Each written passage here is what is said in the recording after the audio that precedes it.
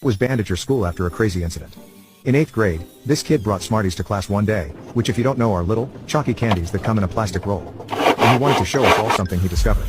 So he breaks out a pack of Smarties and crushes them up until all the Smarties are sitting in a little mound of powder before him. Then he snorts some of it. He said that it makes your spit taste sweet for the next hour or two. I wrote him off as simply insane and went about my life normal for the next few weeks. Suddenly, everybody is snorting this stuff. Like seriously, a boatload of 12 and 13-year-old kids are buying Smarties and snorting them. It was nuts. At lunch, in classes where the teachers didn't care. In the bathroom. These kids were junkies for the stuff.